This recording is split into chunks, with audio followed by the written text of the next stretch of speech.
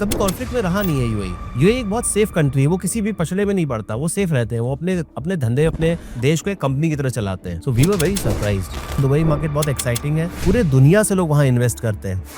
Dubai में भी ऐसा होता है कि किसी ने प्रोजेक्ट डिलीवर नहीं किया, माइलस्टोन्स पे निकालता है, तो उसकी वजह से आपका पैसा सेफ है। कभी आपने ऐसा देखा है किसी ने 2 करोड़ की प्रॉपर्टी खरीदी और उसको 5 करोड़ में सेल करी हो? बहुत बार देखा है। आप अगर बस तो आप बहुत वेल्थ क्रिएट कर सकते हैं दुबई में। I am writing a book, उसका टाइटल ही है the only difference in creating wealth is your advisor. Government आपसे कुछ नहीं ले रही है और दे सब कुछ रही है, तो फिर इज्जत कैसे ना करे। दुबई में कितने साल हो गए? 7 साल हो गए सर।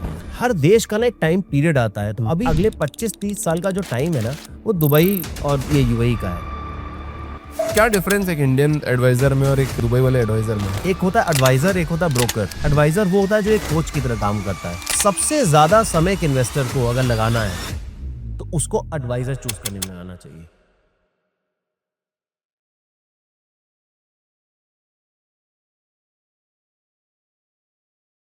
ऋतुकांत जी, बहुत बहुत स्वागत है आपका द फाउंडर्स ड्रीम में। धन्यवाद सर अब मुझे बुलाने के लिए। कैसे हैं सर आप? बिल्कुल बढ़िया सर। दुबई से आप आए हैं पॉडकास्ट करने के लिए बेंगलोर में। जी मार्केट कैसा है दुबई का सर आज की तारीख में? देखिए, शुरू में जब वॉर स्टार्ट हुई थी यूएस इजराइल की ईरान के साथ, तो थोड़ा फर्क तो पड़ा था। एक वेट एंड वॉच शुरू हो गया था, क्योंकि दुबई अभी ऐसा कभी हुआ नहीं था। दुबई में Dubai was considered as safe haven. तो लोगों के मन में डाउट हुआ कि मिसाइलें गिर रही हैं, कहीं बुर्ज खलीफा गिर गया तो क्या होगा, पाम जुमेरा बर्बाद हो गया तो क्या होगा। ऐसे अजीब अजीब चीज़ें चल रही थी मीडिया में, सोशल मीडिया में फेक वीडियोस लोग चला रहे थे। तो 2-3 हफ्ते तो बिल्कुल स्लो हो गया था, डील्स बिल्कुल स्लो हो गई थी। बट उसके बाद से फिर पिकअप होना शुरू हो गया। सही बताओ, आप सही बताओ, मतलब सोशल मीडिया की तो बात चलो छोड़ो, आप तो वहाँ रहते हो, आपने तो वहाँ जिया है पूरा जिंदगी। जी सर। तो सही में ऐसा कुछ भी नहीं था वहाँ पे? मतलब बिल्कुल एकदम सब बिल्कुल सेफ, कोई टेंशन नहीं थी किसी भी तरह की? नहीं देखिए, अगर मैं ये कहूँ कि कोई टेंशन नहीं थी तो मैं झूठ बोलूंगा। ठीक है। ऐसा नहीं कि टेंशन नहीं थी। कोई भी मिसाइल आ रही होती है, बैलिस्टिक और क्रूज मिसाइल किसी देश पे गिरती है, तो डर तो पैदा होता ही है। 2000 मिसाइलें, बहुत सारे ड्रोन्स आए हैं, तो डर तो था। और हमने इंटरसेप्ट होते हुए देखा। आप बहुत कम लोग अपने लाइफ में मिसाइल्स को इंटरसेप्ट होते हुए देखते हैं। तो जैसे वो महाभारत और रामायण के सीरियल में 2 तीर आके लड़ते थे ना, तो आप एक्चुअली इंटरसेप्ट होते हुए देखते हो चीज़ों को। बट पॉइंट इज कि ये शॉक जो होता है ना, हमारा ह्यूमन माइंड बहुत जल्दी रिकवर कर लेता है। तो हमने देखा कि 97% जो है वो इंटरसेप्शन सक्सेसफुल था। फिर 3-4 दिन के डर के बाद हमने देखा ये तो आराम से मैनेज कर ले रही कंट्री। फिर क्या होता कि बहुत सारे सी में गिर गए, बहुत सारे ऐसी जगहों पे गिर गए कि जहाँ पे कि कोई रेलेवेंस नहीं था, कोई लोग रहते नहीं थे। बट हाँ, कुछ लोग इंजर्ड हुए, कुछ जाने भी गई, बट वो डेबरी के गिरने से हुई। डेबरी मतलब जब ड्रोन आ रहा है उसको इंटरसेप्ट किया गया, तो उसका गर्म पार्ट जो है जब नीचे गिरता है, और ड्रोन भी बहुत बड़ा नहीं होता, छोटा नहीं होता, लेकिन बहुत बड़ा भी नहीं होता, तो उसके जब पार्ट्स गिरते हैं तो नुकसान होता है। तो वो नुकसान जरूर हुआ, जान माल का थोड़ा नुकसान हुआ। बट आई थिंक 2-3 हफ्ते के अंदर ना लोग समझ गए कि ये कोई बहुत बड़ा गेम नहीं है, और ईरान भी समझ गया कि ये इंटरसेप्ट कर लेंगे। तो उनका पूरा फोकस जो था वो इजराइल पे था। फिर उसके बाद तो मिसाइल्स अभी भी आ रही थी कुछ दिन पहले तक, बट पूरी इंटरसेप्ट। आज 13 अप्रैल 2026 है, कितने दिन पहले तक आ रही थी? नहीं, अभी तक मैं आया हूँ तब तक भी आ रही थी, मिसाइल्स आ रही थी, लेकिन सब इंटरसेप्ट हो जाती। एक्चुअली क्या हुआ ना कि वो बिल्कुल पहले शुरू में ईरान ने टेस्ट किया, फिर उसने और प्रेशर डाला, फिर उसने कई टैक्टिक्स होती कि आप बहुत सारी मिसाइल डालेंगे तो इंटरसेप्शन नहीं हो पाएगा। ये सारा फेल हो गया। मतलब ऑनेस्टली एक बात और मैं बताऊं, यूएई आई वाज सरप्राइज्ड। मैं इंडियन हूँ, वहाँ पे एक्सपैट हूँ, मुझे नहीं पता था कि यूएई इतना मैनेज कर लेगा। आपको डर लग रहा था स्टार्टिंग में? एक डर नहीं था, बट हमें क्योंकि कभी कॉन्फ्लिक्ट में रहा नहीं है यूएई। यूएई एक बहुत सेफ कंट्री है, वो किसी भी पछड़े में नहीं पड़ता, वो सेफ रहते हैं, वो अपने धंधे अपने देश को एक कंपनी की तरह चलाते हैं। करेक्ट। तो हमें ये पता नहीं था कि यार इनके पास इतना डिफेंस मैकेनिज्म है। So we were very surprised. आप आसपास के देशों के, खैर कहना नहीं चाहिए, बट आसपास के देशों को आप देखिए, कतर है, Qatar is a very rich country, Qatar, Bahrain और बहुत सारे देश। इजराइल इटसेल्फ, इजराइल का ही तो आयरन डोम कहा जाता है ना। पर आप इजराइल में देखिए कितनी मिसाइल्स गिर रही हैं। पर जैसे जियो पॉलिटिक्स के अकॉर्डिंग देखें तो जो दुबई, जहाँ पे यूएई जिस जगह पे है सेंटर में, तो मतलब जो इन्वेस्टर है, जो पैसा लगाने वाले बड़े बड़े लोग हैं जो पैसा लगाएंगे, उनके दिमाग में कहीं ना कहीं तो एक बात खटक जाएगी ना कि कभी फ्यूचर में ऐसा कुछ हो गया वापस तो हमारा पैसा बर्बाद हो जाएगा। चलो बड़े लोगों को तो चलो कुछ सीन पता होगा, बट जो स्मॉल इन्वेस्टर है, जो थोड़ा कम पैसा लगाते हैं, फ्लैट खरीद लेते हैं, एक फ्लैट और खरीद लिया इन्वेस्टमेंट पर्पज से जी, तो उनके दिमाग में तो कहीं ना कहीं एक पॉइंट आज छूट गया होगा ना कि यार अगर आज पैसा लगाया और कल को यही सेम परिस्थिति बनती है जी तो हमारा पैसा तो बर्बाद हो जाएगा। जी, हमारे शरीर पे कभी आप घाव होता है ना, तो आप दवाई लेते हैं, तो वो अगले दिन नहीं ठीक होता है, थोड़ा टाइम लगता है, बट ठीक हो जाता है। और जब वो होता है घाव, तब आपको लगता है यार ये तो ठीक होगा नहीं। तो वैसे ही है, it is a wound. Of course a certain perception which UAE had, वो थोड़ा शैटर हुआ है, बट वो वापस बिल्ड हो जाएगा। देखिए, मैं आपको एक बात बताता हूँ, जब मैं यहाँ आया, तो उसके 20-25 दिन पहले मेट्रो खाली थी। आज मेट्रो भरी हुई है। टैक्सीज़ नहीं दिख रही थी, टैक्सीज़ दिख रही हैं। मेरी बेटी जिम्नास्टिक में जाती है, हम उसे छोड़ने जाते हैं। पहले हम खाली रोड पे तुरंत पहुँच जा रहे हैं 10 मिनट में, अब वापस से मुझे 17-18 मिनट लग रहा है। तो थिंग्स एंड ये मैं आपको 15 दिन पुरानी बात बता रहा हूँ। तो थिंग्स हैव स्टार्टेड चेंजिंग। अब टूरिस्ट वापस आ रहे हैं, फ्लाइट्स रिज़्यूम हो चुकी हैं। मैं यहाँ क्लाइंट मीटिंग में क्यों जा रहा हूँ? इसीलिए जा रहा हूँ क्योंकि वो उसमें अपॉर्च्युनिटी देख रहे हैं। तो वो बात आपकी सही है कि एक डर है, और फ्यूचर तो देखिए कोई प्रेडिक्ट नहीं कर सकता। It is a volatile world we are living in. किसने सोचा था कि अचानक इंडिया और पाकिस्तान में एक 10-12 दिन की वॉर हो जाएगी? Nobody knew that. अभी इंडिया खुद से इतना डिफेंस परचेज कर रहा है, इसीलिए कर रहा है कि उसको चाइना से और पाकिस्तान से अपने आप को प्रोटेक्ट करना है। तो फ्यूचर को प्रेडिक्ट करना थोड़ा मुश्किल है, बट इन जनरल आप ये समझिए कि ये वॉर यूएई की वॉर नहीं है। जो भी ऑडियंस इसको देख रही है, मैं बहुत गंभीरता से कहना चाहता हूँ, ये वॉर ईरान की इजराइल और यूएस से है। वो वहाँ पे हिट इसलिए कर रहा है क्योंकि वहाँ पे आर्मी के बेसेस हैं यूएस के, उनको वो हिट करना चाहता है, डिफेंस के जो बेसेस हैं। अदरवाइज उनका कोई आपस में झगड़ा नहीं है सच। अभी आपने जो सिचुएशन एक्सप्लेन करी थी, मान लो किसी आदमी ने प्रॉपर्टी में 3-4 जगह इन्वेस्ट कर दिया और उसकी औकात नहीं है वो प्रॉपर्टी में इन्वेस्ट करने की, वो सिचुएशन में तो फंस गया। जी सर। आपने वो तो बता दिया कि समस्या है, पर उसका सॉल्यूशन क्या है? मतलब वो निकलेगा कैसे? उसको प्रॉपर्टी बेच देनी चाहिए, पैसा कहाँ से लाएगा वो? क्योंकि बहुत लोग पॉडकास्ट देख रहे होंगे, शायद फंसे हुए होंगे। देखिए सर, हर हर बीमारी का अलग अलग सोल्यूशन होता है। अब उसमें क्या होता है कि कई लोगों को ना लॉस पे चीजें बेचनी पड़ती हैं। अब वो लॉस कितना हो उस पर डिपेंड करता है, वहां पे फिर एक्सपर्टीज आ जाती है। अब उन प्रॉपर्टी को किस टाइम पे निकालना है, कब निकालना है, ये मान के चलिए इस तरह के केसेस में there a term called as distress deal. तो दुबई में डिस्ट्रेस डील्स बहुत होती हैं। तो डिस्ट्रेस डील का मतलब हो गया वो कहीं ना कहीं उसको थोड़ा डिस्ट्रेस में बेचना पड़ेगा। अब वो डिस्ट्रेस 20%, 22% भी हो सकता है, और वो 12 से 13% भी हो सकता है। तो आपको ये देखना पड़ेगा कि अपने एडवाइजर के थ्रू कि आप कितने कहीं सही टाइम पे सही आदमी को आप वो प्रॉपर्टी बेच पाएं। तो एक तो वो है, और दूसरा है कि उस पैसे को आप कैसे सही जगह लगाएं ताकि आपका वो लॉस कवर हो जाए। करेक्ट है ना? तो हिट देखिए, जब आप इन्वेस्ट करते हैं, मैं जो भी इन्वेस्टर्स इसको सुन रहे हैं, मैं ये कहना चाहता हूँ, जब आप इन्वेस्टमेंट करते हैं, investment is always a risk. आप अपने घर से बाहर रोड पे भी चलते हैं तो भी एक रिस्क है ना? तो उसी तरह से आप जब भी इन्वेस्ट करते हैं, it is crypto currency, gold, anything. Gold में भी पहले लगातार ऊपर गया, फिर गिरावट आई। सिल्वर ऊपर गया, फिर गिरावट आई। क्रिप्टो करेंसी में आई, स्टॉक मार्केट में आती है। तो ऊपर नीचे मार्केट चलती है। जब आप इन्वेस्ट करें थोड़ा लॉन्ग टर्म होराइजन रखें। Real estate is an illiquid asset. आप कितना भी वीडियो देखते हो, प्लीज मेरा हाथ जोड़ के आपसे विनती है, ध्यान रखें, it is an illiquid asset. ये क्रिप्टो स्टॉक मार्केट की तरह नहीं है। अगर आपका 2 साल से 3 साल का होराइजन नहीं है कम से कम, तो आप रियल एस्टेट में मत घुसे। रियल एस्टेट आपके लिए नहीं है, आपके टेम्परामेंट को सूट नहीं करता है। और जो फंस गए हैं वो एक अच्छे एडवाइजर को चूज करें। मैं नहीं कहता हूं कि मैं प्रमोट नहीं करूंगा कि मुझे ही करें, पर एक अच्छे एडवाइजर को चूज करें, वो बताएगा उस चीज से कैसे निकलना है। ये कॉम्प्लिकेटेड होता है, आसान नहीं है, पेनफुल प्रोसेस है, बट अगर आपके पास अच्छा डॉक्टर है, विच मीन्स अच्छा एडवाइजर है, तो आपको फिगर आउट करा देगा कि भाई उससे कैसे बाहर आना है। चलो, एडवाइजर की बात बार बार कर रहे हैं। इंटरनेट पे सबसे ज्यादा जो टर्म सर्च होती है कि आज इंडिया के एडवाइजर बोलते हैं कि हम दुबई में जाके रियल एस्टेट प्रॉपर्टी ब्रोकर या एडवाइजर बनेंगे। तो रियल एस्टेट में दुबई में जाके कोई एडवाइजर कैसे बने? आई थिंक उसका एक रेरा का एग्जाम होता है, और रेरा का एग्जाम देना आपको जरूरी है ब्रोकर बनने के लिए। वो उसके लिए थोड़ी पढ़ाई करनी पड़ती है, बट उससे ज्यादा जरूरी है कि आपको अगर एडवाइजर बनना है फ्रॉम ब्रोकर, तो ये एक जर्नी है, आपको पढ़ना चाहिए। और जब आप पढ़ते हैं, अपने आप को इन्फॉर्म करते हैं, आप बेसिकली चप्पल घिसना जिसको बोलते हैं, जूते घिसना, आप जूते घिसें। आप जाएं डेवलपर के ऑफिस में, डेवलपर को देखें वो झूठ बोल रहा है, सच बोल रहा है, उनके आरएम से मिलिए, रिलेशनशिप मैनेजर से मिलिए। 200-250 डेवलपर्स के साथ हम लोग काम करते हैं, जिसमें कि मैं रिकमेंड मुश्किल से 20 से 25 डेवलपर्स को करता हूँ, सबको नहीं रिकमेंड करता हूँ। अब ना रिकमेंड करने के बहुत से रीजंस होते हैं। अच्छा, हर डेवलपर का ऐसा नहीं है कि जो आपको ठीक लगता हो उसकी हर प्रोजेक्ट बेटर हो।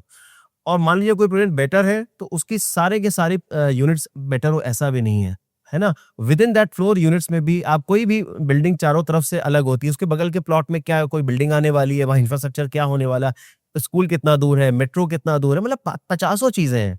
कई ऐसी कम्युनिटीज जहाँ पे कैब्स पास नहीं आती हैं, तो इस तरह की दिक्कतें हैं। तो I think this is where a person has to graduate from the level of broker to an advisor. तो अगर इसको कोई सुन रहा है और इसमें आप दुबई मार्केट में करना चाहता है, तो मैं ये बोलूंगा कि दुबई मार्केट बहुत एक्साइटिंग है।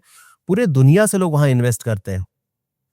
तो एक आपको भाषा पे काम करना पड़ेगा, लैंग्वेज पे काम करना पड़ेगा, इंग्लिश में काम ज़्यादा होता है वहाँ। और दूसरा रिटन एंड स्पोकन इंग्लिश पे आपको काम करना पड़ेगा। दूसरा आपकी नॉलेज को बहुत बढ़ाना पड़ेगा, आपको कंपैरिजंस करना, नेगोशिएट करना, आर्ट ऑफ नेगोशिएशन सीखना पड़ेगा if you want to become an adviser.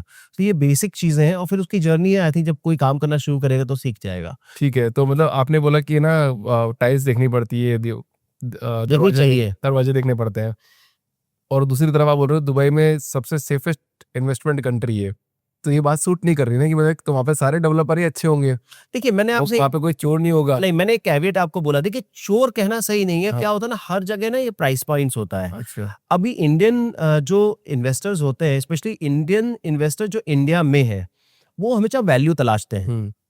वो हमेशा 100 रुपए में 200 की चीज लेना चाहते हैं। उसमें ही कई बार इन्वेस्टर्स जो है, इस तरह के इन्वेस्टर्स, इस कैटेगरी के इन्वेस्टर्स फंस जाते हैं। अब बहुत से डेवलपर्स ऐसे हैं जिन्होंने कोई प्रोजेक्ट पहले एग्जीक्यूट नहीं किया है। तो हम ड्यू डिलिजेंस करें कैसे?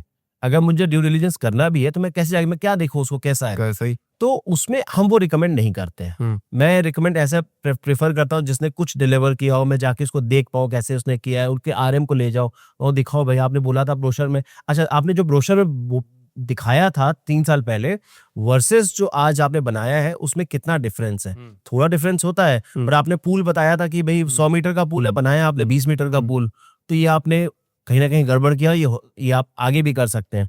तो ऐसा कभी किसी भी मार्केट में नहीं होता है कि वेरिएंस ना हो, तभी कोई डेवलपर का रेपुटेशन ज्यादा है, किसी डेवलपर का नहीं है। दुबई में भी ऐसा होता है कि किसी ने प्रोजेक्ट डिलीवर नहीं किया? ऐसा नहीं होता है, क्योंकि जब आप दुबई लैंड डिपार्टमेंट जो वहाँ का जैसे रजिस्ट्रेशन जहाँ पे होती है प्रॉपर्टी की, तो आप जब डेवलपर होते हैं तो आपको कुछ एक सर्टेन अमाउंट वहाँ पे जमा कराना पड़ता है जब प्रोजेक्ट लॉन्च करते हैं। जब प्रोजेक्ट डिलीवरी के बाद गवर्नमेंट उसको आपको वापस करती है, तो वो इसीलिए रखा जाता है क्योंकि आपको अगर आपने नहीं किया तो गवर्नमेंट उस पैसे को यूज करके प्रोजेक्ट को पूरा करेगी। Number 1। Number 2, her of plan की जो इन्वेस्टमेंट होती है वो एस्क्रो अकाउंट के थ्रू होती है। तो एस्क्रो अकाउंट में होने की वजह से क्या होता है, वो जॉइंट अकाउंट होता है गवर्नमेंट का डेवलपर के साथ। तो उससे डेवलपर पैसे खुद से निकाल नहीं सकता, वो हर माइलस्टोन्स पे निकालता है, तो उसकी वजह से आपका पैसा सेफ है। तो ये बात और भी इंपॉर्टेंट बताना चाह रहा हूँ कि अगर कोई डेवलपर या ब्रोकर आपको बोलता है कि एस्क्रो अकाउंट में नहीं करना है, डेवलपर अकाउंट में करना है, तो आप उसको मना करिए कि by RERA code of conduct broker is bound to get the transaction in escrow account. आपको ध्यान रखना है एज अ बायर कि आप एस्क्रो अकाउंट में ही करिए। अच्छा, आपको 7 साल हो गए वहाँ पे काम जी सर। करते, तो कभी आपने ऐसा देखा है किसी ने 2 करोड़ की प्रॉपर्टी खरीदी और उसको 5 करोड़ में सेल करी हो? बहुत बार देखा है, बहुत आता है, लेकिन इसका मतलब ये नहीं है कि आपको हर बार 2 करोड़ की चीज 5 करोड़ में बन जाएगी। ये बहुत ध्यान रखने वाली चीज है। आपको एक ना जस्टिफाइड वो रखना पड़ता है। हर साल 10 से 15% से लेके 20% तक प्रॉपर्टी अप्रिशिएट करती है। तो 2 करोड़ की चीज को डबल होने में उतना टाइम लगेगा। तो टाइम आपको, मैंने आपको कहा कि real estate is an illiquid asset. आप अगर बस टाइम है और पेशेंस है तो आप बहुत वेल्थ क्रिएट कर सकते हैं दुबई में। पहली चीज सर। दूसरी चीज, जब आप सेल करते हैं ना, पहली चीज। दूसरी चीज है कि आप जिस एडवाइजर के साथ काम कर रहे हो ना, उस एडवाइजर के साथ आप लगे रहो, ताकि आपको 3 साल 4 साल बाद एडवाइस कर सके किस समय आपको एग्जिट करना है। जब आप परचेज करते हो इन्वेस्टमेंट में, तो आपकी एग्जिट स्ट्रैटेजी उस समय बन जानी चाहिए। इसीलिए फाइनेंशियल गोल समझना बहुत जरूरी है। जो मैं आपको बताया, फाउंडेशन ही नहीं सही होगा ना, तो आपका आगे एग्जिट गलत होना तय है, आपका वेल्थ क्रिएट होगा ही नहीं सर। और तो आपके उसमें फिर बहुत सारे ऑप्शंस बनते हैं। यूजुअली क्या होता है, मैंने ऐसे भी किया है जहां पे कि आपने स्टूडियो से शुरू किया और बाद में करते करते आपने you ended up using the same money, you ended up buying a town house. तो ऐसा भी होता है। अच्छा, अभी जैसे अभी कोई फर्स्ट टाइम मिलियनियर जो बना है, क्या वो लोग आते हैं आपके पास या फिर ओल्ड जनरेशन ही आती है आपके पास? नहीं, फर्स्ट टाइम मिलेनियर्स ज्यादा आते हैं। फर्स्ट टाइम मिलियनियर ज्यादा आ रहे हैं? ज्यादा आते हैं और ओल्ड जनरेशन भी आती है। ओल्ड जनरेशन के साथ समस्या ये होती है कि ओल्ड जनरेशन जो है वो डरती बहुत है। और क्योंकि उन्होंने, फर्स्ट जनरेशन ने उस तरह से वेल्थ को उस तरह से नहीं देखा है, क्योंकि मतलब इंडिया आजाद होने के बाद जो फर्स्ट 2-3-4 डिकेड्स थे उसमें इंडिया के पास सब कुछ बहुत कम था। तो जो 80s में बॉर्न हुए, 90s में बॉर्न हुए हैं, वो लोगों ने एक थोड़ा सा अपने अराउंड वेल्थ देखी है, मार्केट खुलते हुए देखी है, गाड़ियां देखी हैं, इंटरनेट देखा है, तो उनका दिमाग ज्यादा खुला है, तो वो डिसीजन मेकिंग थोड़ा जल्दी कर पाते हैं। बट ओल्डर जनरेशन में देख रहा हूँ कि लेगेसी प्लानिंग के लिए काफी लोग आ रहे हैं मेरे पास। अभी से लेगेसी प्लानिंग फर्स्ट नहीं जो ओल्डर जनरेशन है वो इस समय लेके खुद नहीं आना चाहते हैं। वो ये कह रहे हैं कि भाई हमें जो है आप हमारे बच्चों के लिए आप करो, हम चाहते हैं लगा दें ताकि 3-4 साल बाद वो शिफ्ट हो जाए, वो शिफ्ट हो जाएंगे तो हम भी शिफ्ट हो जाएंगे। एक जो इंडियन फैमिली वैल्यूज होता है कि हम रिटायर हो के हम यहाँ बोर हो गए यहाँ रह के, अब हम वहां जाना चाहते हैं, सुरक्षा रहेगा। क्योंकि कई लोगों के साथ इंस्टेंसेस भी हुए हैं। मेरे पास एक कॉल आया था, उन्होंने कहा था कि वो बेचारे retired and pretty rich, he runs a very large resort in Uttarakhand. वो परेशान है, वो कहते हैं यार लैंड में ग्रैब का डर है मुझे, और वो हस्बैंड है, वाइफ, उनके बच्चे नहीं है, और वो ये कहते हैं कि यार मुझे कुछ हो गया, नहीं ही हैज कैंसर, सो वो कहते हैं मुझे मेरी लाइफ लिमिटेड है, तो मेरी वाइफ को कैसे वो होगा, तो he now is in trying to invest in Dubai. तो वो ऐसी जगह इन्वेस्ट करना चाहते हैं कि उनको 10 रिटर्न भले कम मिले पर अश्योर्ड हो और लंबे समय तक चलता रहे। तो ये सब चीजें, इसी तरह की मैं आपको प्रॉब्लम सॉल्विंग की बता रहा था। उनसे मेरी 3.5 घंटे कॉल हुई है सर, नॉन स्टॉप। तो अब इतना उन्होंने ये बात बोली, करेंगे मेरे I have spoken to other brokers, the maximum call was 20 to 30 minutes and most of them sounded bold because I am old. Correct. उनकी साउंड, बिकॉज उनको थ्रोट का कैंसर है, तो वो ऑपरेशन हो चुका है उनका, तो ठीक बोल नहीं पाते साफ। करेक्ट। तो इतने देर मतलब जिनके पास प्रॉपर्टी है, पैसा सा बना लिया, जिनके बच्चे भी नहीं है शायद, तो और उनको ये डर है कि भाई इंडिया में हम सेफ कैसे रहेंगे, तो वो अपनी प्रॉपर्टी बेच के they are investing in Dubai, ऐसा है। जी सर, वो भी है। और फिर कई लोगों ने, आपने जब दुबई के बारे में पूछा, आप ये देखिए कि गुड़गांव में और इवन बैंगलोर में, गुड़गांव में, दिल्ली में कितने केसेस हैं जहाँ पे डेवलपर्स ने डिले कर दिया है। डेवलपर के ऑफिस में कोई सुनने वाला ही नहीं है, दरवाजे बंद रहते हैं, गार्ड आपको भगा देता है। यहाँ तो नोएडा में, हाँ नोएडा एग्री करता था है ना, नोएडा में आप केसेस देखिए पड़े हुए हैं और जेल चले जाते हैं वो। अब वो जेल चलेगा, आपको लगता है कि यार वो मैं जेल भिजवा दूंगा, आपने जेल भिजवा दिया, वो जेल में पड़ा हुआ है, उसके अपने नेक्स्ट जनरेशन के पैसे पास ऑन कर दिए, वो जेल काट रहा है मस्त। आपका तो नुकसान हो गया ना। तो अब मैं नाम नहीं लेना चाहता डेवलपर्स का, बट अब देखिए कितने सारे डेवलपर्स ने धोखा किया है इन्वेस्टर्स के साथ। तो जिन्होंने अपना हाथ चलाया है सर, वो इन्वेस्ट करने आ रहे हैं दुबई में, वो दोबारा इंडिया में इन्वेस्ट नहीं करना चाहते। अच्छा, इंडिया में कौन से स्टेट से सबसे ज्यादा लोग दुबई में इन्वेस्ट करते हैं अभी? Delhi NCR, Bangalore, Mumbai, Nagpur, Pune, then in Gujarat आपका सूरत के अराउंड जो पूरा एरिया है, वो areas, in fact some parts of even outer sides of Ahmedabad. जो सबसे इंटरेस्टिंग बात मुझे लगी है वो है कि जो टियर 2 सिटीज हैं उनसे बहुत कॉल्स आती हैं मेरे पास। टियर 2 सिटीज से आती हैं। मुझे कानपुर से कॉल आई है, मुझे पटना से कॉल आई है, मुझे in various parameters they can be called as tier 1 cities, but मैं टियर 2 सिटीज में गिन रहा हूँ इनको। तो इन सिटीज से भी कॉल आ रही है, और अब उनसे छोटी सिटीज से भी कॉल आ रही है। मतलब मुझे, आप राजस्थान से बिलोंग करते हैं, मुझे राजस्थान की एक सिटी का आया, मैंने उसका नाम ही नहीं सुना था टाउन का, और बिल्कुल देसी बंदा था, और बट वो अपनी कंपनी रन करता है और बहुत ही जोश वाला बंदा था, मतलब 10-12 करोड़ इन्वेस्ट कर रहा है वो, और he is very quick in decision making. I was very surprised. Maharashtra से, इनफैक्ट बॉम्बे, दिल्ली के लोग बहुत ज्यादा समय लगाते हैं, स्मॉलर सिटीज में जो लोग हैं they are much better in decision. आपको डर नहीं लगता कि क्या पता ये अनअकाउंटेड पैसा हो जो दुबई इंडिया से बाहर भेज रहे हो, ये वैसे लोग हो? देखिए, अगर वो तो ऐसा ही बोला जाता है कि दुबई में तो वही लोग इन्वेस्ट करते हैं जिनके पास अनअकाउंटेड पैसा होगा, और वही दुबई में इन्वेस्ट करेंगे। सर देखिए क्या है ना, हम लोग ना बहुत कुछ कई बार इन्फ्लुएंस होते हैं बॉलीवुड की मूवी से। अच्छा। अब वो मूवी देखते हैं, तेजाब में वो शेख वाला वो सीन आता है, या फिर हम दाऊद इब्राहिम के वो करते हैं। अब ये सब पुरानी हो गई बातें। आज की डेट में FATF का जो रेगुलेशन है, आप समझिए कि AML है, एंटी मनी लॉन्ड्रिंग। मैं सिग्नेटरी हूँ, मुझे हर एजेंसी को AML कंप्लायंस फॉलो करना पड़ता है। अगर मैंने फॉलो नहीं किया AML, मेरी एजेंसी शट डाउन हो जाएगी, it will be shut down by the government.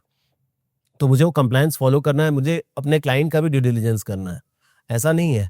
और कैश जो होता है, कई बार दुबई में कैश ट्रीट होता है कैश की तरह ही, नॉर्मल ट्रीट होता है, ऐसा नहीं है, बट देन उसको आपको कंप्लाई करना, you can actually take cash and invest, but then आपको वो कंप्लाई करना पड़ता है। बट उसके लिए भी कुछ रेगुलेशंस है जिसमें कि 55,000 कैश से ज्यादा नहीं लगा सकते हैं। और दूसरी बात है, जब आपको लिंक आता है, जब आप उससे इन्वेस्ट करते हैं, तो आप होम कंट्री में उसको डिस्क्लोज करते हैं। जैसे मान लो कोई 5-10 करोड़ रुपए लगा रहा है यहाँ से, तो मतलब 10 करोड़ रुपए यहाँ से दुबई भेज रहा है, प्रॉपर्टी में इन्वेस्ट कर रहा है, तो जैसे मान लो उसने बोला कि प्रॉफिट आफ्टर टैक्स मुझे 10-12 करोड़ रुपए मेरे बैंक में है, हाँ, तो वापस यहाँ से वहाँ भेजने में उसको कोई ट्रांजेक्शन चार्जेस या फिर कुछ पैसे लगते हैं? 20% का इसे लगता है, बट और 12% लगेगा? वो नहीं, 20% का जो टैक्स लगता है, जो गवर्नमेंट ने अभी किया है, उसकी एक बहुत बड़ी स्टोरी है। लोग बात करते हैं आजकल की, डेवलपर लॉबी का बहुत प्रेशर था गवर्नमेंट के ऊपर, क्योंकि यहाँ से बहुत पैसा लोग लगा रहे हैं दुबई में, यहाँ के डेवलपर्स को छोड़ के, तो गवर्नमेंट को प्रेशर था भाई इस पैसे को लो के लिक्विडिटी कम हो रही है। हाँ। तो उसके चक्कर में क्या, अब आई डोंट नो क्या रियल स्टोरी है, but that's what I have heard from the different people. तो उसमें क्या हो गया सर कि 20% का एक हर्डल क्रिएट कर देते, 20% आपके कट जाते हैं। मान लो 100 रुपए आपने ट्रांसफर किए प्रॉपर्टी के लिए, तो 20 रुपए कट गए, और 20 रुपए आपके रिफंड हो जाते हैं, वापस मिल जाएंगे। हाँ, कैसे मिलेंगे? बस आप टैक्स की तरह कटते हो, आप उसको अप्लाई करिए, रिफंड देते हैं, उसको कुछ महीने आपका वेस्ट होता है। वो तो टैक्स का, वो तो कोई रिबेट वाला सीन होगा ना? हाँ, पूरा रिबेट हो जाता है, हाँ। टीडीएस की तरह कटता है, उसको आप जितना ट्रांसफर करते हो वो पूरा का पूरा आपका आ जाता है। तो अब वो क्या होता है सर कि वो 20% एक हर्डल है आपका जो क्रिएट होता है। आप कमिंग बैक टू ट्रांसफर, जब आप ट्रांसफर करते हैं तो आप एलआरएस स्कीम के अंडर करते हैं। एलआरएस होता है लिबरलाइज्ड रेमिटेंस स्कीम। उसमें $250,000 अलाउड है, इट्स अ लिमिट है एक फाइनेंशियल ईयर में एक आदमी को। तो लोग क्या करते हैं, 2 हस्बैंड एंड वाइफ या 2 भाई या कोई भी फैमिली, 2 मेंबर्स ट्रांसफर जब करते हैं एक फाइनेंशियल ईयर में, तो 250 हो गया $500,000, $500,000। वो करीब आप कन्वर्ट करिए 3.67 से आप मल्टीप्लाई करिए, तो करीब 17-18 1.7 1.8 मिलियन दिरहम्स के आसपास बन जाता है वो। तो उसमें आपको एक डिसेंट 2 बेडरूम के आसपास आ जाता है। तो लोग ऐसा भी करते हैं, और लोग ये भी करते हैं कि मार्च और अप्रैल में इन्वेस्ट कर देते हैं 250,000, और उसके बाद इमीडिएटली अप्रैल में कर देते हैं। तो क्या होगा, 500 मिलियन आपका, अरे $500,000 इधर आपने इन्वेस्ट किया, आपने इधर किया, तो आपने $1 मिलियन आप आराम से इन्वेस्ट करते हैं, which becomes like almost 9 crores in today's terms। जैसे इंडिया में प्रॉपर्टी टैक्स होता है 6.5% कुछ समझ, जीरो है वहां सर। वहाँ पे क्या है कि जीरो, वहाँ पे 1 भी रुपया नहीं देना गवर्नमेंट को? कुछ नहीं। मैं आपको तभी कह रहा हूँ, जब मैं वहां पे गया था, मैं खुद आपको कैमरे पे बात कहना चाहता हूँ कि जब मैं वहां पे गया था तो मुझे लोग कहते थे कि जब आप यहाँ आते हो ना, आप धीमे धीमे यहाँ के रूलर्स की रिस्पेक्ट करने लग जाओगे दिल से, क्योंकि डेमोक्रेसी में आप नहीं कर पाते गवर्नमेंट्स की रिस्पेक्ट। आपने किसी को भी वोट किया, आपकी चुनी सरकार भी आए, लेकिन आपको शिकायतें होती गवर्नमेंट से। और यही होता है, आप साल 1.5 साल के अंदर ना आप you start respecting the government so much, because government is not taking anything from you. मुझे वहां के मिनिस्टर्स के नाम नहीं पता है, मेरा कोई इंटरेक्शन ही नहीं है गवर्नमेंट से, है ना। मुझे और सब कुछ सुरक्षित है। मैं जब चाहता हूँ तो मेरी नीचे कैब आ जाती है, जब चाहता हूँ मैं मेट्रो में चलाता हूँ, मेट्रो टाइम पे काम कर रही है, मॉल सुरक्षित है। तो मतलब मेरी वाइफ का ना ऐसे एक भारी सा ये नीचे गिर गया था, कंगन जैसा नीचे गिर गया था। हमारे घर का एक पूजा थी दुबई में, और वो गिरने के 24 घंटे बाद हमें याद आया। तो हमने उस गार्ड को फोन किया, हम उस बिल्डिंग में रहते भी नहीं थे, हमें जाना था उस बिल्डिंग में। हमने उस गार्ड को फोन किया, उसने पूछा कि आप फोटो भेज सकते हो कि पुराने समय में आपके पास रही हो। तो हमने सर्च किया, हमें मिल गई, हमने उसकी फोटो भेजी, उसने कहा मेरे पास पड़ा हो, आप आके ले जाइए। तो दीज आर रियल थिंग्स, मतलब मैं आपको कैमरे पे ओपनली ये बात बोलूँ, ऐसी हजारों स्टोरीज है। इसी से रिस्पेक्ट बिल्ड होने लगती है, तभी लोग आते हैं। जिनके रिलेटिव्स रह रहे हैं, उनके रिलेटिव्स उनको बताते हैं, जब वो लोग मिलने जाते हैं तो देखते हैं अपने सामने। तो ये सारी चीजें होती हैं, तभी रिस्पेक्ट बनती है। अच्छा, कितना पैसा चाहिए मतलब वहाँ पे शिफ्ट होने के लिए? मतलब कोई बंदा यहाँ से इंडिया से वहाँ जाके आप जैसे शिफ्ट हो गए, तो आपका तो आइडिया लग गया होगा कि इतना पैसा साल का आपको बनना होना चाहिए, क्योंकि सब तो एंटरप्रेन्योर नहीं होंगे जी, कुछ प्रॉपर्टी बेच के आ रहे होंगे भैया, कोई जो बूढ़े लोग जी, होंगे, जी, जी, कि चलो चलते हैं वहाँ पे। जी सर। तो कितना अमाउंट होना चाहिए मतलब फिर जिंदगी जीने के लिए आगे? देखिए, आप मान के चलिए, अगर आप अकेले हैं तो आप 10 से 12 हजार दिरहम आपके पास होने चाहिए to have a decent good life. अगर आप हस्बैंड और वाइफ है तो आप मान के चलिए 14 से 15 हजार दिरहम होने चाहिए। अगर आप पास एक बच्चा है जो स्कूल जाने वाला बच्चा है, अगर जो 17 से 18 हजार दिरहम आपके पास होने चाहिए। अगर 2 बच्चे हैं तो 20 से 22 होना चाहिए। ये तब है जब आप एक अच्छे लोकेलिटी में 2 बेडरूम का घर लेते हैं, अच्छे एक यूज्ड अच्छी कार खरीदते हैं आप, और डिसेंट आपकी लाइफस्टाइल है। इसमें से आप 15-20% और बचा सकते हैं अगर आप चीज़ों पे कट डाउन करना शुरू करें।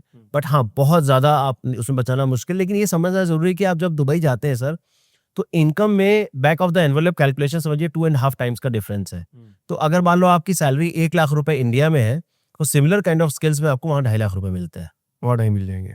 और राशन वगैरह का, दाल चावल, इन सब का प्राइस आपको मैं रियलिटी बताऊं, ऑलमोस्ट सेम है। आप हंसोगे, मैं यहाँ पे आया हूँ, मैं रेस्टोरेंट्स में जा रहा हूँ, मैं जहाँ पे बैंगलोर में आया, किसी भी ठीक ठाक रेस्टोरेंट में जब मैं जाके खा रहा हूँ, तो वहाँ के प्राइसेस और वहाँ के प्राइसेस में सर कोई खास डिफरेंस मुझे लगा नहीं। मुझे आई डोंट नो कि कहाँ से इंडिया चीप है, नहीं है। आप सामान खरीदने जाते हो, कल मैं मॉल गया था कुछ सामान खरीदने के लिए, मुझे नहीं लगा चीजें चीप है, नहीं है। लेकिन आप अच्छे ब्रांड्स में जब जाते हो और उन्हीं ब्रांड्स को आप दुबई में कंपेयर करो, I don't think so things are cheaper. Taxi cheap नहीं है, ऐसा नहीं। टैक्सी एजुकेशन फ्री नहीं बच्चों की वहाँ पे? नहीं सर, एजुकेशन इज एक्सपेंसिव। हाँ। बट अच्छा, आप मैं एक चीज बताता हूँ, बैंगलोर में एक अच्छे इंटरनेशनल स्कूल की फीस कितनी, 1 लाख रुपए महीना होगी? 2.5 लाख रुपए। 2.5 लाख महीना, वहां पे 1 लाख रुपए महीना। अब वो यही बताने की कोशिश कर रहा हूँ। तो इसीलिए जो मैं आपको कॉस्ट बता रहा हूँ, उस कॉस्ट में बहुत अच्छे लोकेलिटी, बहुत अच्छे से आप रह सकते हैं। और अगर आप उसको कट डाउन कर लेते हैं, मान लीजिए आप जैसे यहाँ का आप ट्रैफिक देख रहे हैं, या आप पोल्यूशन देख रहे हैं, या आप इंफ्रास्ट्रक्चर में कमी देख, इस तरह की लोकेलिटी अगर आप वहाँ चूज करें, मान लीजिए आप शारजाह के किसी बहुत एक कोने में चले जाते हैं, जहाँ से कि आपका कम्यूट टाइम 1 घंटा ही होगा। यहाँ पे आप 1 घंटा कम्यूट टाइम बोलेंगे तो आपको लगेगा ये तो ठीक है, लेकिन वहाँ 1 घंटा बहुत हो जाता है, तो वहाँ भी आपकी कॉस्ट 50% और रिड्यूस हो सकती है। तो you can bring down the cost to almost what you are paying in India. पर स्टिल चलो ठीक है, लोग हेजिटेट कर रहे हैं कि यार दूसरी, क्योंकि इंडिया में भी 2-3-4 प्रॉपर्टी तो खरीदने वाले बहुत लोग हैं, मतलब जी आप सर। देखोगे तो भरमार लोग हैं जिनके 4-4 5-5 फ्लैट्स होंगे इंडिया जी, के अंदर, जी, बट जी। वो स्टिल वो हेजिटेट करते हैं कि यार दुबई में इन्वेस्ट कैसे करूं मैं, क्योंकि सबको इन्फॉर्मेशन नहीं होती है। जी, यही तो बात है कि आपको पता है और उनको नहीं पता है, जी। तो वो कैसे स्टेप बाय स्टेप आपके पास आए, या फिर आपके पास है किसी भी एडवाइजर के पास जाए और इन्वेस्ट करने का एक सही मौका उनको मिल पाए। देखिए, पहली चीज तो ये करें कि मैं जो हमेशा एडवाइस करता हूँ कि एनालिसिस पैरालिसिस से बचें। जब आप बहुत एनालिसिस करते हो, इंडियंस के साथ थोड़ा सा ये एक मेरी शिकायत है, और मैं चूंकि यहीं का हूं तो मैं ये बात कह, मेरे को हक है ये बात कहने का, बहुत ज्यादा एनालिसिस करते हैं, इतना नहीं करना चाहिए।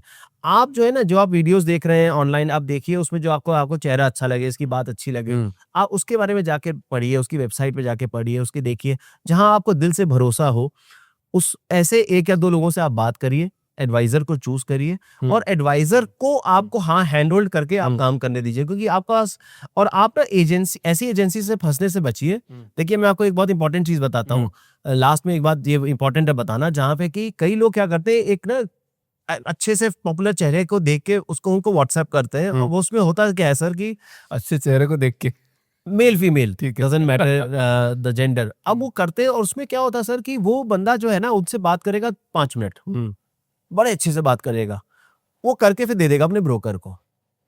आपकी रिलेशनशिप वो रिलेशनशिप मैनेजर की तरह हैंडल हो रही है, और यही डेवलपर्स के साथ होता है। अब प्रॉब्लम क्या होती है, वो ब्रोकर 6 महीने बाद किसी और एजेंसी में चला जाएगा, जो नंबर से आप बात कर रहे हैं वो उस एजेंसी का है।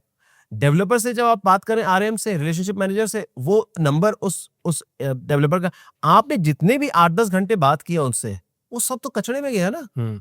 वो बंदा ही किसी और कंपनी में काम, अच्छा, कई लोग फोन करते हैं तो वो उनको बोलते हैं, अरे सर उसमें आप कहाँ कर रहे हो, बाद में पता चला वो कंपनी बेकार दी, आप इसमें इन्वेस्ट करो, अगला इन्वेस्टमेंट। अरे अरे यार, मैंने 5 करोड़ उसमें लगा दिए तुम्हारे कहने पे, और तुम कह रहे हो कि कंपनी बेकार है। तो हाँ सर देख लो, और करके कट कर देगा phone. And these are real things which happen. तो इसीलिए मैंने आपको सच बताऊं तो पता नहीं मुझे कहना चाहिए नहीं, but I am writing a book, वो अभी पब्लिश होने वाली है 3 महीने बाद। उसका टाइटल ही है द ओनली डिफरेंस। बुक का टाइटल है the only difference. The only difference मैंने टाइटल इसीलिए दिया है कि आप, the only difference in creating wealth is your advisor. सही आदमी को पकड़ो, मैं नहीं कह रहा हूँ अगेन कि आप मुझे पकड़ो, मैं ये डिस्क्लेमर दे रहा हूँ, किसी को भी आप पकड़िए, सही एडवाइजर को पकड़िए, वो आपको हैंड होल्ड करके, क्योंकि आपको जब आपके परिवार की स्थिति को समझेगा ना, तक आपको एग्जिट भी बताएगा, वो रेंट भी कराएगा, सेल भी कराएगा, उसको आगे घुमाएगा भी प्रॉपर्टी को, वो सारी चीजें समझना बहुत जरूरी है उसके लिए। तो you find a good advisor, and reading up is always good. आप जो इन्वेस्ट करना चाहता है, वो डेवलपर के रेपुटेशन के बारे में पढ़े, देखे कि वो जो एडवाइजर है उसकी मीडिया में कुछ कवरेजेस आती हैं कि नहीं आती हैं, वो उसकी अपनी वेबसाइट है कि नहीं, उसने ट्रांसपेरेंटली अपनी बात को रखा है कि नहीं रखा है। ठीक है, इस पॉडकास्ट में धड़ाधड़ आप ना मिथ ब्रेक कर दो दुबई के बारे में, कि जो आपने सुने और आपको लगता है सब मिथ है। पहला मिथ तो आई थिंक ये है कि आप किसी भी प्रॉपर्टी में आप आंख बंद करके पैसा लगा लीजिए, आपके पैसे बनेंगे, ये मिथ है। ठीक है ना, मैं ब्लंटली इसको बोलूंगा। दूसरा है कि आप बाकी एमिरेट्स जो है उनमें पैसे नहीं बनते, सिर्फ दुबई में ही पैसे बनते हैं, ऐसा नहीं है। जो दुबई में ब्रोकर है उसको, क्योंकि वो वहीं पे एजेंसी में काम कर, जैसे हम लोग पूरे यूएई में काम करते हैं, मैं हैंड ऑन हार्ट मैं आपको बोलूंगा, पैसे तो अबू धाबी में भी बनते हैं, शारजाह में भी बनते हैं, कई जगहों पे बनते हैं। तो ऐसा बिल्कुल नहीं है। किस प्रॉपर्टी हो, किस समय, किस दाम पे आप ले रहे हो, उससे आपके पैसे तय होते हैं बनने। ठीक है। तीसरा है सर कि दुबई बहुत महंगा है। महंगा है, ऐसा नहीं है कि नहीं महंगा है। आपको पता होना चाहिए कि आप राशन कहाँ से खरीद रहे हो, आपको अपनी कार कहाँ से खरीदनी है। आप समझदारी करिए, आपको क्यों अपनी कार जो है वो 3 करोड़ की खरीदनी है। आप सेम कार 2 साल चली हुई या 1.5 साल चली हुई 1 करोड़ में खरीद सकते हो, 50 लाख में खरीद सकते हो। वहाँ पे रोड्स बहुत अच्छी है तो कार बिल्कुल नए जैसी रहती है। तो ये भी एक मिथ है कि आप बहुत चीज़ें बहुत महंगी है वहाँ पे, आपको पता होना चाहिए कहाँ पे रेंट करना है, कहाँ से खरीदना है। तो ये सारी चीज़ें हैं, शॉपिंग कहाँ से करनी है आपको, you should know that. There are वहाँ पे एमआरपी का कॉन्सेप्ट नहीं है, मिनिमम मैक्सिमम रिटेल प्राइस का। तो सेम मॉल में जो प्राइस की चीज़ मिल रही है वो ज़्यादा मिलती है दूसरे मॉल में, तो आपको पता होना चाहिए कहाँ से खरीदना है। तो आई थिंक ये 3-4 चीज़ें जो है कि वो बहुत गोल्ड ज़्यादा गोल्ड इम्पोर्टेंट। सस्ता है महंगा है? सर गोल्ड सस्ता है, मैं आपको बताऊँ तो 2 वजहों से सस्ता है। एक तो प्राइस वाजिब है, दूसरा फ़र्क है सर प्योरिटी में। मैं आपको छोटा-सा एग्ज़ाम्पल देता हूँ। मैं अपने मदर के लिए चेन ले ली थी, अपने उनके लिए अंगूठी ली थी वाइफ़ के लिए और खुद के लिए ली थी इंडिया में। जब तक मैं इंडिया में था तो मुझे पता ही नहीं था कि इससे प्योर जो गोल्ड होता है वो दिखता कैसे है। जब हम लोग पिछले 10-12 साल में दुबई से परचेज़ करना शुरू किया तो उसकी चमक में और उसकी प्योरिटी में फ़र्क हमें दिखना शुरू हो गया। तो आप समझिए कि आपने जो ₹100 दिए, माल आपको ₹80 का मिला। तो वो भी फ़र्क है। सिर्फ़ आप सिर्फ़ प्राइस मत हेडलाइन प्राइस मत देखिए, आप उसकी प्योरिटी में भी फ़र्क देखिए सर। अच्छा, इंडियंस को दुबई में क्या चीज़ नहीं करनी चाहिए? वीडियो नहीं बनानी चाहिए, वहाँ पे वीडियो बनाने पे बहुत सख्ती है। तो कई बार मैंने देखा है बीचेज़ वगैरह पे लोग वैरायटी ऑफ रीज़न्स पे जाके वीडियोज़ बनाते हैं, अपनी सेल्फ़ी लेने के बहाने वीडियोज़ बनाते हैं, फिर उसको सर्कुलेट भी करते हैं, उस पे ज़ीरो टॉलरेंस है वहाँ पे। और जो वहाँ पे लोकल्स हैं उनको आप उनके वीडियोज़ मत बनाइए। दूसरा है आप फेक न्यूज़ मत सर्कुलेट करिए, फेक न्यूज़ के ऊपर बहुत ज़्यादा रिस्ट्रिक्शन है, मतलब you can actually go to jail and you can be deported. और अभी वॉर के समय हुआ भी ऐसा है, लोगों ने कुछ फ़नी से कमेंट लिख दिए, मिसाइल आ रही है इसमें कोई मज़ाक तो आप बना नहीं सकते भाई, इंडिया में तो क्या है कि हर चीज़ पे फ्रीडम ऑफ एक्सप्रेशन का मिसयूज़ होता है, तो वहाँ पे लोग डिपोर्ट हुए। और तीसरा है सर कि आप जो है ना लूज़ टॉक मत करिए। मतलब जैसे होता नहीं है कि आप हम कई बार जैसे चाय की दुकान पे और उसमें हम बात करने की बात करते हैं, इधर-उधर लूज़ टॉक करते हैं कंट्री के बारे में, अदरवाइज़ मत करिए, सब लोग वहाँ फ़ोकस्ड हैं। काम से काम रखिए, अपनी फ्रेंडशिप रखिए, आप अपने ड्राइंग रूम में आप बात करिए, लूज़ टॉक जाके आप मत करिए किसी कंट्री के बारे में, कल्चर के बारे में। जस्ट रिमेंबर हम और ये टाइम लगता है। जब मैं यंग एज से ट्रैवल करना शुरू किया तब मुझे ये चीज़ें समझ में आनी चाहिए क्योंकि हम यहाँ पे सिर्फ़ एक स्टेट से दूसरे स्टेट जाते हैं, सिर्फ़ उतना ही डिफरेंस है, उतनी डाइवर्सिटी है। बट आप जब दूसरी कंट्री जाते हैं जैसे दुबई, वहाँ 200 नेशनैलिटीज़ के लोग हैं। एक ऑफिस में अगर 100 लोग काम कर रहे हैं, तो उसमें हो सकता है अफ्रीका हम एक वर्ड यूज़ करते हैं, अफ्रीका में तमाम कंट्रीज़ हैं, है ना? तो हम यूरोप बोलते हैं, यूरोप में दसियों कंट्रीज़ हैं और सबकी भाषाएँ अलग हैं, पहनावा अलग है, तो बहुत सेंसिटिविटी रखनी चाहिए। आपको ऐसा बंदा मिलेगा जो आप आज की डेट में देखोगे अपने सामने हँस पड़ोगे, लेकिन वो बंदा आपके साथ बोर्ड रूम में बैठा होगा या फिर आपको प्रेज़ेंटेशन दे रहा होगा, तो you need to be culturally very sensitive. तो आई थिंक ये 3-4 चीज़ें आपको ध्यान रखनी चाहिए। जो कि सेंसिटिविटी बहुत हाई होनी चाहिए और वो इस्लामिक कंट्री है, तो one has to remember that कि इस्लामिक वैल्यूज़ की वहाँ बहुत ज़्यादा वैल्यू है। तो आप ऐसा चीज़ें ना कहें, ना करें। फ्रीडम सारी है, सारे आप हम त्योहार मनाते हैं। जैसी होली में वहाँ इंडिया में मनाता था सर, उससे बेहतर होली में वहाँ मना रहा हूँ। मनाते हो? यस, जैसे मैं दिवाली वहाँ मनाता हूँ, उससे बेहतर फंक्शंस में वहाँ जाता हूँ।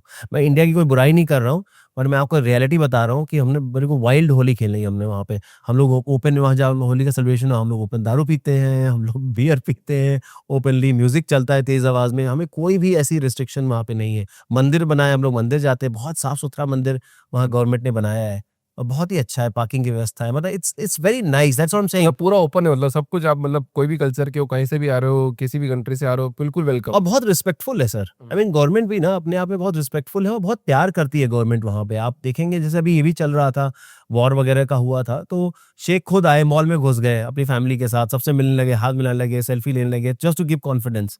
तो ये लोग ये चीज़ें करते रहते हैं और फिर ये कि सर सबसे बड़ी बात है, मैं फिर से बोलूँगा, आपसे ले क्या रहे हैं? यहाँ आप टैक्स दे रहे हो, हर चीज़ पे तो आप टैक्स दे रहे हो, वहाँ आप ना 5% वैट छोड़ दो जो आप खाने-पीने, सामान और सर्विसेज़ पे, उसको आप हटा दो, तो कुछ तो दे ही नहीं रहे हो ना, आप गवर्नमेंट को दे क्या रहे हो आप? अब भाई आप जब कंपनी बनाते हो तो आपको उसका पैसा देना है, वो सब है, फाइन होता है, वहाँ पे फाइन बहुत स्ट्रिक्ट है, गाड़ी आप गलत चलाते हो, वो तो आपके हाथ में आप बचा सकते हो, अदरवाइज़ टैक्स तो ज़ीरो है ना बॉस। कॉर्पोरेट टैक्स भी वो एक बहुत लंबे बड़े लिमिट तक आपको कॉर्पोरेट टैक्स भी नहीं देना है ना? तो फिर गवर्नमेंट आपसे कुछ नहीं ले रही है और दे सब कुछ रही है, तो फिर इज़्ज़त कैसे ना करे? इसीलिए लोग जाना चाहते हैं। सर आपकी तो खुद की ज़िंदगी, लाइक आप एनडीए से लेकर फिर आपने सीएनबीसी जर्नलिज्म में आप एंटर किए, फिर वहाँ से फाइनेंशियल बैकग्राउंड से होते-होते आप रियल एस्टेट में चले गए। पहली बात तो आपको दुबई में कितने साल हो गए? 7 साल हो गए सर मुझे। सर 7 सालों में इतना भारी कन्विक्शन कैसे आ गया दुबई के लिए कि मेरा दुबई मतलब सेफेस्ट है, यहीं मैं कराऊँगा सारा काम, मतलब लोगों को यहीं इन्वेस्टमेंट कराऊँगा। क्यों आया ऐसा? सर 2-3 वजह है इसकी। एक तो सर थोड़ा कह लीजिए कि जब पढ़ते लिखते हैं आप, तो पढ़ने लिखने से क्या होता है कि आपको एक एक्सपोज़र भी मिलता है, आपको समझ भी आती है। तो स्कूलिंग कह लीजिए, उसके बाद की पढ़ाई कह लीजिए, उसके बाद जो ट्रैवल किया वर्ल्ड ओवर। तो आप जब यूएस ट्रैवल करते हो, आप एशिया में अलग अलग कंट्रीज में ट्रैवल करते हो, आप यूरोप में करते हो, तो आप वहाँ की हालत देखते हो। अभी वेस्टर्न ड्रीम जो है ना वो खत्म होता जा रहा है। आज की डेट में आप अपने बच्चों से पूछिए या छोटे बच्चों से पूछिए, वो उतने एक्साइटेड नहीं होते यूएस जाने के लिए, यूएस यूनिवर्सिटीज जाने के लिए। हम लोग की जनरेशन थोड़ी डिप्राइव थी जब हम बच्चे थे। आज की जनरेशन उतनी डिप्राइव नहीं है, वो एक्सपोज्ड है, वो इंटरनेट पे चीज़ें पढ़ चुकी होती है।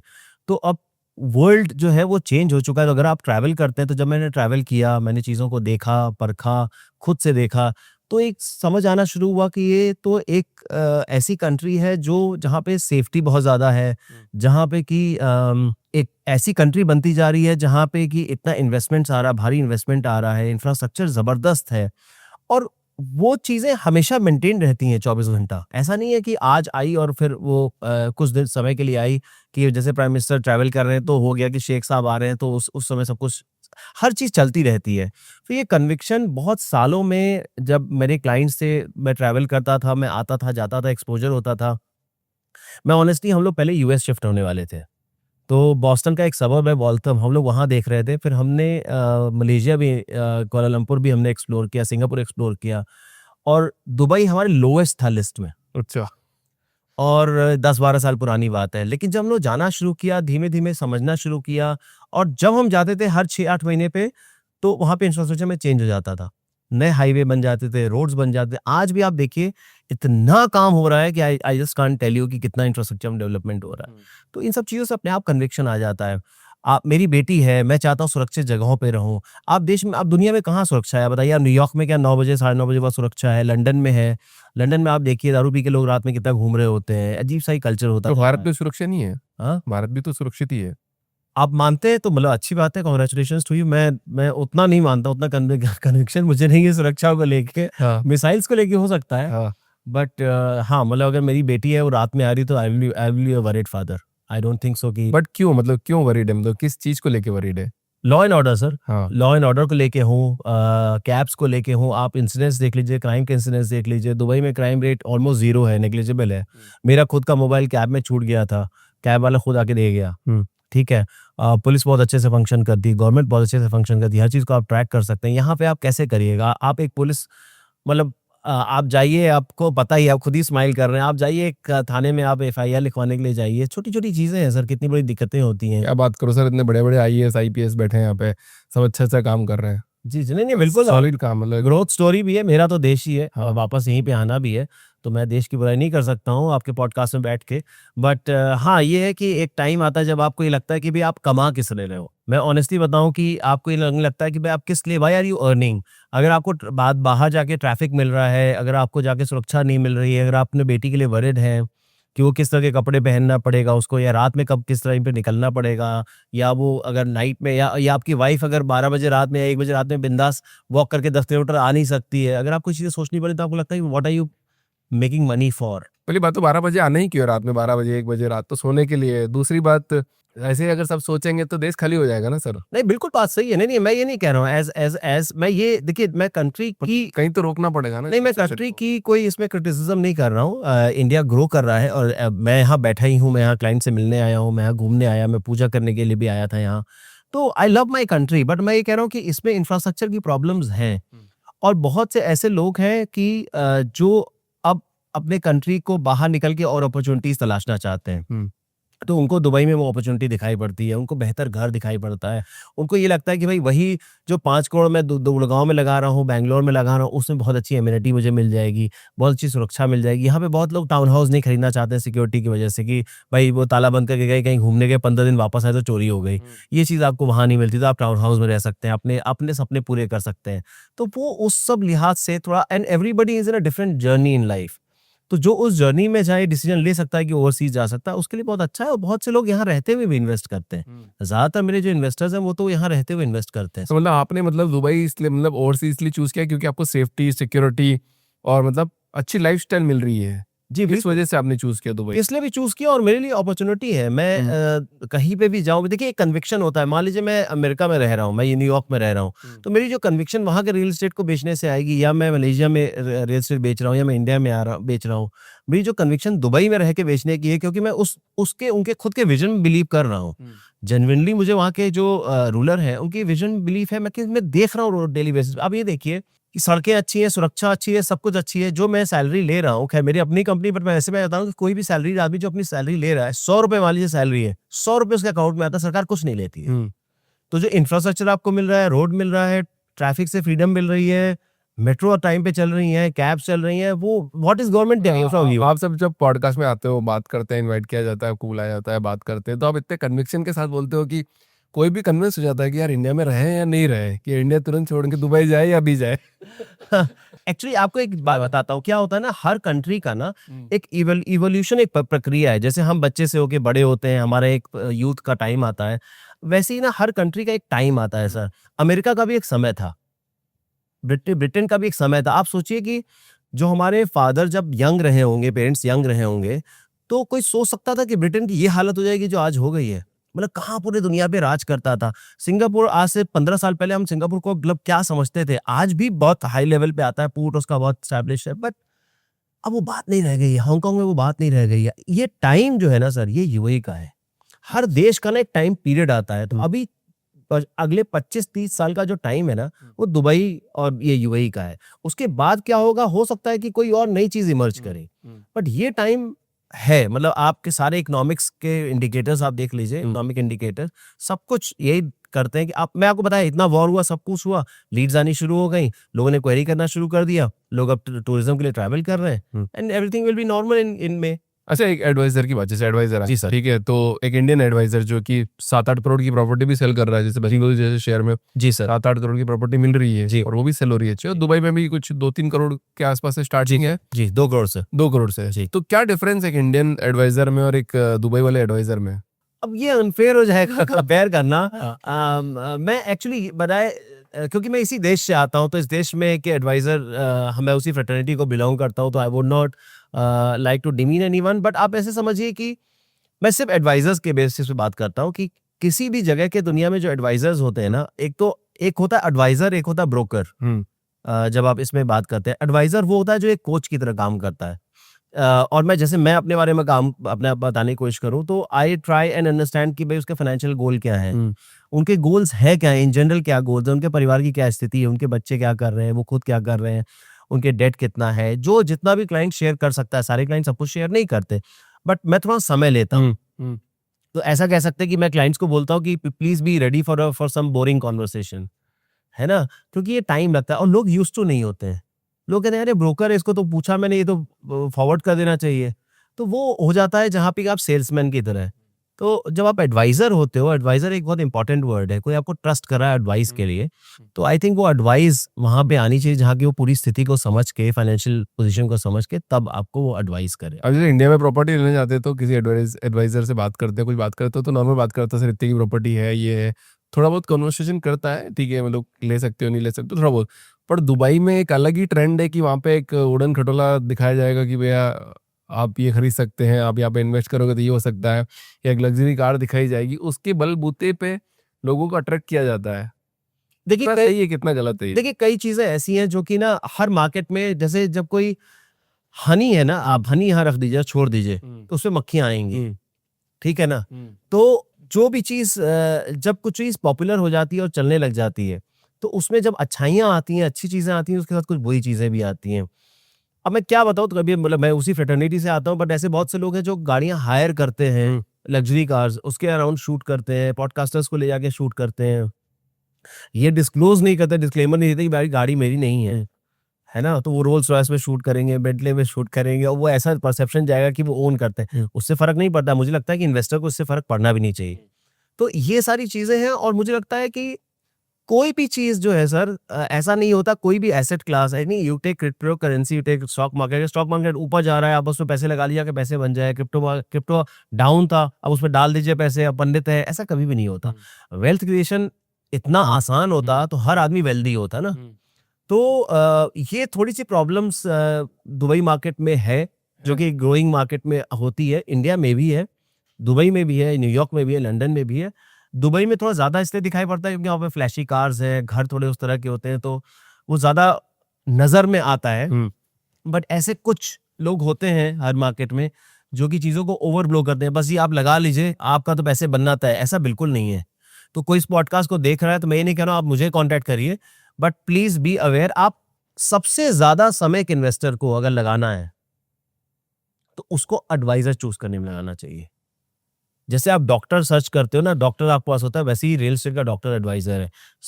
आप चैट जीपीटी से मत पूछिए, आप इंटरनेट पे जाके मत पूछिए, 50 ब्रोकर से मत करिए। एक आप चूज करिए कौन से एडवाइजर को आपको करना है, उस पर रिसर्च करिए, उसके वीडियोस देखिए, वहां पे आप रिसर्च करिए। एक बार आपने एडवाइजर फाइनल कर लिया, वो सिरदर्दी फिर उसकी है। That is what he is getting paid for, right? Correct. उसमें आप चक्कर में मत पड़िए बार बार कि आप 10 ब्रोकर से आप कांटेक्ट करेंगे, क्योंकि इन्हीं सब चीजों में आप उन वीडियोस को कंज्यूम करते हैं और फिर उनको आप हीरो बना देते हैं, जो कि एक तरह से फेक। क्योंकि क्या होता है, कई बार आप ऐसी फ्लैशी चीजें करते हो कि आप कंपेल हो जाते हो उनको मैसेज करने के लिए कि अरे यार, अरे मैंने किसी को देखा, उन्होंने 25 लाख में अपना घर खरीदिए, वीडियो है वो, उसके कई मिलियन व्यूज है।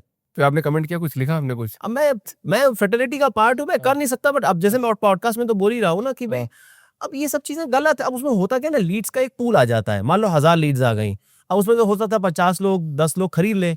तो ये एक तरीका है, हर एक की अपनी एथिक्स है, मतलब I don't subscribe to it and I think ये नहीं होना चाहिए। पर ऐसा भी देखा जाता है ना, जब एडवाइजर फाइनल भी कर लिया तो प्रॉपर्टी लेने के बाद में फोन उठाना ही बंद कर देते हैं। ये भी वर्ल्ड ओवर होता है, और दुबई में ऐसे मेरे पास क्लाइंट्स के कॉल आए हैं जिन्होंने कहा है कि सर मुझे हेल्प चाहिए आपसे, और मैंने आपका पॉडकास्ट देखा और बड़ा ट्रस्ट बिल्ड हुआ, लेकिन मैं आपसे कुछ परचेज नहीं करना चाहता हूँ, परचेज मैं ऑलरेडी कर चुका। 4 प्रॉपर्टी परचेज कर ली उसने, और वो सैलरीड है, और मैं ऑनेस्टली बताऊं उसमें से मैक्सिमम वो 2 प्रॉपर्टी अफोर्ड कर सकते हैं। ही हैज बॉट 4 प्रॉपर्टीज, तो एंड गलत ही हो इज गया। Badly stuck. Now he is saying कि मुझे लोन मिल सकता है, कि मुझे इंडिया में लोन नहीं मिल रहा है क्रेडिट हिस्ट्री की वजह से, तो यहाँ मिल सकता है दुबई में। अब मैंने उनका जब इंफॉर्मेशन मंगवाई तो मुझे समझ में आया कि वो 2 भी नहीं, 1 प्रॉपर्टी अफोर्ड कर सकते हैं। Now he is invested in 4 properties, उन्होंने बुकिंग अमाउंट्स दे दिए हैं। अब वो उन्होंने कहा कि कोई ब्रोकर था और उसने उनको बताया था, वो ब्रोकर में या तो जॉब चेंज कर ली है या वो गायब हो गया है, और वो फोन नहीं उठाता। He has no contact with that person, so I am trying to help him out, but हम मैं पैसे से तो हेल्प कर नहीं सकता, और मैं लोन दिलवाने की भी कोशिश कर रहा हूँ भाई, हायर रेट्स पे उनको लोन मिल जाए, but he stuck. So there are people who are stuck. अब कोई, मतलब अनफॉर्चुनेटली मैं क्या बताऊँ आपको, कई बार ऐसे भी होता है कि कोई रशिया से कोई ब्रोकर है, फेस के ऊपर कभी आपने मैसेज कर दिया कि भाई आपको बहुत अच्छा लग रहा है, आप चैट कर रहे हो, तो you lose focus on why you are interacting with that gentleman और वुमन।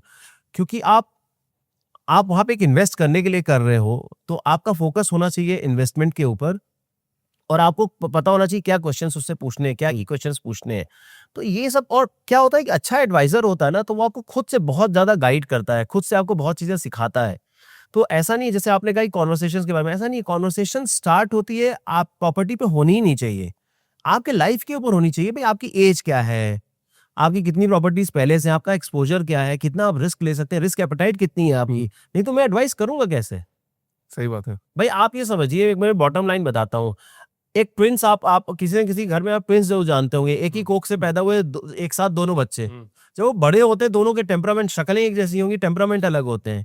जब एक घर में एक कोख से 2 बच्चे पैदा हुए अलग अलग हैं, तो 2 इन्वेस्टर्स किसी दूसरी ज्योग्राफी में बैठे एक जैसे कैसे हो सकते हैं? तो आप सेम चीज उनको कैसे टिका सकते हो? करेक्ट। इसीलिए समझना पड़ता है ना, ये काम है सर, इसमें बहुत पढ़ना पड़ता है, रिपोर्ट्स पढ़नी पड़ती है, समझना पड़ता है।